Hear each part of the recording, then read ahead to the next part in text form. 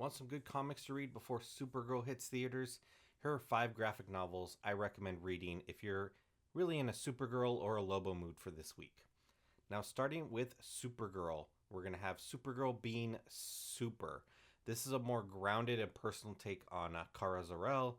Instead of focusing on the giant cosmic adventures you usually have with her, it explores her life growing up, discovering her powers, and figuring out who she really is. It's a great character driven Supergirl story if that's what you want.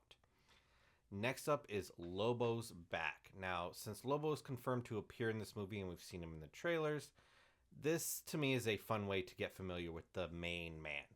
Expect plenty of action, the ridiculous humor that comes with Lobo, and all the over the top chaos that makes Lobo such a fan favorite.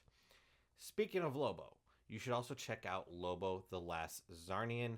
This is one of the character's most iconic stories and probably the best introduction to who he is. If you've never read a Lobo comic before, I recommend starting here. Now, at number 2, we have Superman, Batman, Supergirl. This tells the story of Kara's arrival on Earth and her introduction to the DC Universe. It's one of the most important modern Supergirl stories in my opinion, and does a great job at establishing her relationship with Superman and a good chunk of the rest of the DC Universe. And finally, should be no surprise here, the number 1 graphic novel I'm going to recommend this week before watching Supergirl is Supergirl Woman of Tomorrow by Tom King. Now, this is the book the movie is most heavily inspired by. You have the same villain. You have the young girl seeking revenge that Supergirl helps.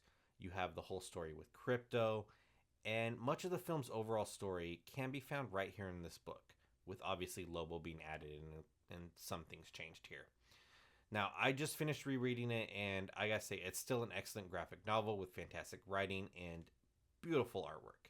If you're only going to read one book before seeing the movie, make it Supergirl Woman of Tomorrow. Now let me know which of these books you've read, which one you plan on reading before the movie hits theaters, and then come back and let me know what you thought of the movie if you're watching it this week.